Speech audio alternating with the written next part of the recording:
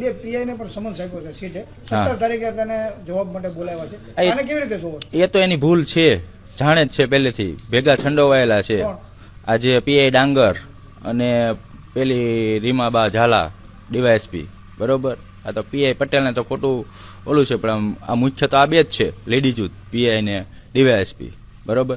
તો એને હું તો મારી તો એવી માંગણી છે કે આ સહ આરોપી બન્યું છે, એની કોલ ડિટેલ તપાસી, જે કાંઈ આ બધો ઓડિયો ક્લિપ ને બધું આપણે જોવો જ છો કે પહેલેથી કેટલું એને પોલીસે બધું આમથી આમ ભાંગરો વાઢ્યો છે, બરોબર. એમાં હું મારી તો એવી માંગણી છે કે આ બે પણ ભેગા સહ આરોપી બનવા જો, આરોપીને એટલું ઓલું કર્યું છે, તો મારી તો એવી માંગણી છે.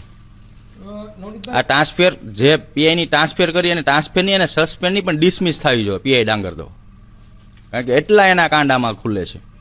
બીજા શું પુરાવા તમારી પાસે આમાં? બીજા પુરાવા તો છે, પણ જયારે પોલીસ મારી પાસે આવશે ત્યારે હું પુરાવા આપીશ, કારણ કે તમે હું મીડિયા મિત્રો સાથેથી આપણાથી તો કઈ વસ્તુ થવાની નથી. જે કાંઈ કરશે તપાસ અધિકારીઓ કરવાના છે. આપણે મીડિયામાં જાહેર કરીને જે આરોપીઓ છે એને બધા જે કાંઈ એને પુરાવાનો નાશ કરે એવું આપણે જાહેર કરીને શું કામ કરવું છું, બરોબર.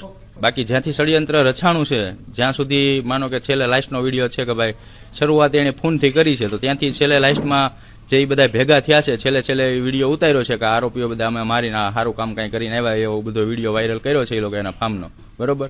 તો પછી પહેલેથી છેલ્લે સુધીની મને તો ખબર જ છે. પોલીસ એ દિશામાં મને જયારે એસઆઈટી પૂછવા આવશે ત્યારે હું કહીશ કે ભાઈ આ રીતે આની તપાસ કરો, એટલે આ રીતે બધું ખુલશે, બરોબર.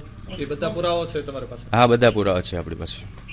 અને અત્યાર સુધી જે કાંઈ પુરાવા આપ્યા છે મેં જ આપ્યા છે. પોલીસે ક્યાંથી કોઈ દાસ આ જે ઓડિયો ક્લિપો છે જે મારા તરફથી જ બધી થઈ છે, જે વિડીયો વાયરલ કર્યો છે એ લોકો પાસેથી મેં જ લીધો છે.